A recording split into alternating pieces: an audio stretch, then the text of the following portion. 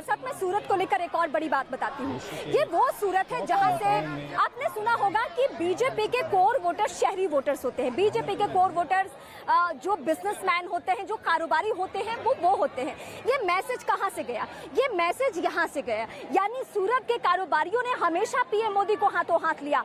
चुनाव दर चुनाव, बीते 2017 के चुनाव की अगर मैं चर्चा करूं तो उस वक्त भी यही बड़ी बातें निकलकर सामने आई कि पूरे इलाके में उस तरीके से पाटीदार आंदोलन को लेकर बहुत मूवमेंट था। ऐसा लग रहा था कि सूरत के कारोबारी भी शायद नाराजगी दिखाए, लेकिन नहीं, आखिर वक्त में 15 सीटें सिर्फ सूरत से मिली बीजेपी को। तो आप समझ सकते हैं कि एक बड़ा मैसेज कैसे जाता है। कोरोना के दौरान भी लोगों ने बहुत सारे मिथ ऐसे गढ़ने की कोशिश की, लेकिन यहाँ से ही वो मैसेज तैयार हुआ कि नहीं, कारोबारी परेशान थोड़े से हो सकते हैं, लेकिन पीएम का साथ, बीजेपी का साथ नहीं छोड़ेंगे। और ये मैसेज उसका सेंटर पॉइंट पे कह सकती हूँ कि वो सूरत है जहाँ पे कारोबारियों की तादाद, कारोबारियों की संख्या बहुत ज्यादा है। तो ये बड़ी बातें मैं अपने दर्शकों को बता रही हूँ। और चूंकि अब चुनावी माहौल है तो सियासी बातें होंगी, इसके लिए जगह भी है। आज प्रधानमंत्री बोलेंगे यहाँ से, मतलब पहले सूरत, उसके बाद भावनगर और उसके बाद अहमदाबाद। तो तीनों जगह की बातों से आप खुद समझ सकते हैं कि बीजेपी की तैयारियां कैसी है, बीजेपी की प्लानिंग किस तरीके की है। मैं फिर तस्वीरों पे फोकस करूंगी कि लोगों का ये रंग, ये जो गरबा के दौरान, ये जो नवरात्र के दौरान रंग देखने को मिल रहा है, उसकी खूबसूरती देखते ही बन रही है।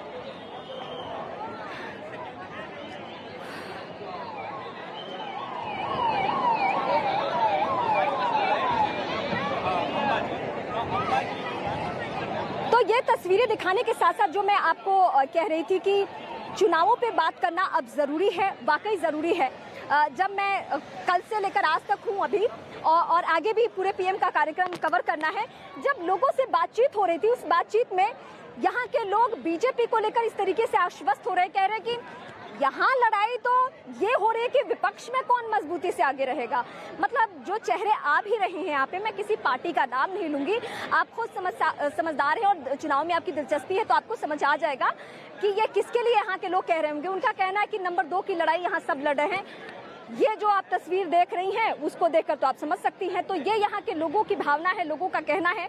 और जाहिर सी बात है कि जब यहाँ से निकले हुए चेहरे इतने बड़े पद पे आसीन हैं, तो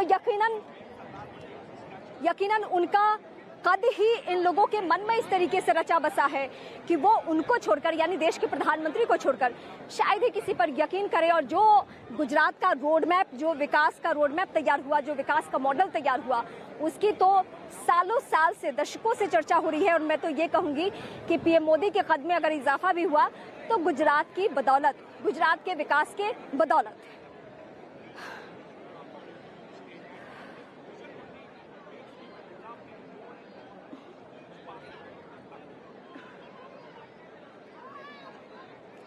तो ये तस्वीरें और आज पीएम का पूरा कार्यक्रम, हजारों करोड़ की सौगात, और सौगात के बीच में कई परियोजनाओं में सबसे महत्वपूर्ण सूरत के लिए ये कि अगर ये डायमंड सिटी है तो डायमंड सिटी को किस तरीके से विकसित करना है और क्या यहाँ बेहतर किया जा सकता है, उसको लेकर, सीएनजी को लेकर क्या बेहतर किया जा सकता है।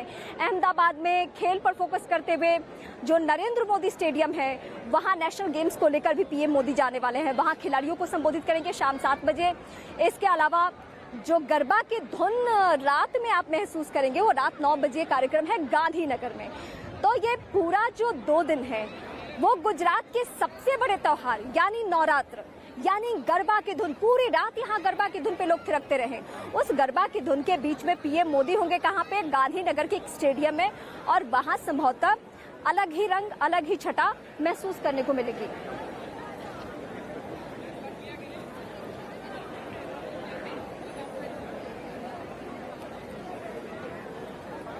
तो अब यहाँ से लोगों का धीरे धीरे मूवमेंट शुरू हो रहा है। वो चाह रहे हैं कि वो कहाँ पहुंचे, वो पहुंचे पीएम के कार्यक्रम में, यानी पीएम की मौजूदगी जहाँ पे है, पीएम जहाँ पे भाषण देंगे अभी सूरत के जिस ग्राउंड से, वहां पे लोग पहुंचे। और यही वजह है कि यहाँ से उनका मूवमेंट शुरू हो चुका है।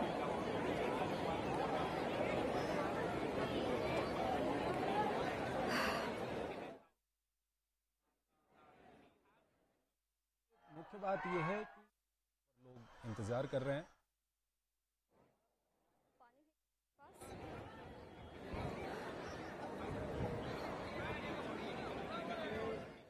तो आज से प्रधानमंत्री मोदी का गुजरात दौरा शुरू हो चुका है। इस दौरान पीएम मोदी गुजरात को विकास की कई सौगात देंगे। आपको ग्राफिक्स के जरिए बताते हैं कि आज क्या क्या सौगात देने वाले हैं प्रधानमंत्री नरेंद्र मोदी। प्रधानमंत्री गुजरात के अलग अलग जिलों में 2 दिन तक दौरा करेंगे। इस दौरान प्रधानमंत्री गुजरात को करीब 30,000 करोड़ की परियोजनाओं की सौगात देंगे।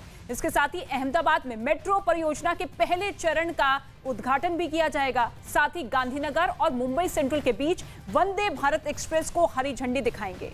तो अहमदाबाद में 36वें राष्ट्रीय खेलों का शुभारंभ भी किया जाएगा। तो ये तमाम कार्यक्रम हैं जो कि आज दिन भर प्रधानमंत्री नरेंद्र मोदी के होने हैं। तस्वीर लगातार आप देख रहे हैं हमारी सहयोगी रीमा के जरिए।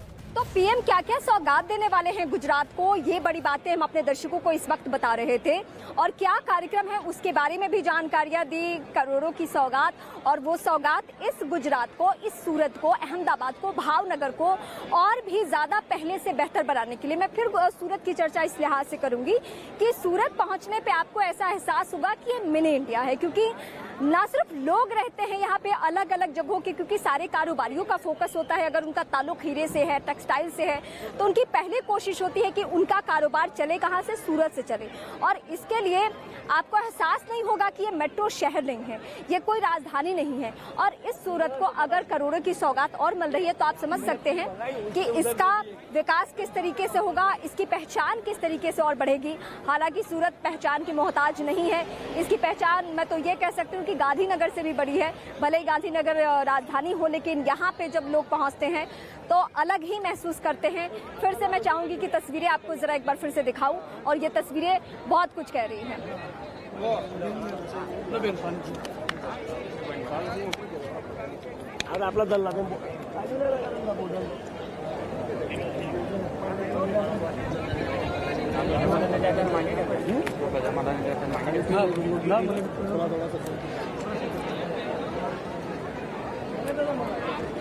तो गुजरात की राजनीतिक पहचान, सियासी पहचान, ये सभी पहचान इस वक्त हम अपने दर्शकों को दिखा चुके हैं और बड़ी बातें बता चुके हैं। लेकिन मैं फिर फोकस करूंगी उन्हीं कारोबारियों पर जिनके बदौलत सूरत एक अलग रूप में दिखता है, एक अलग तौर पे दिखता है, और यहाँ के राजनीतिक मायने भी खूब है।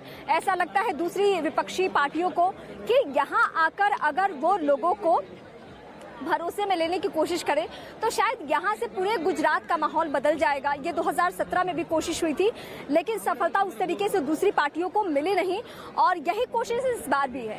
यही कोशिश की जा रही है, लेकिन क्या वाकई सफलता मिलने वाली है या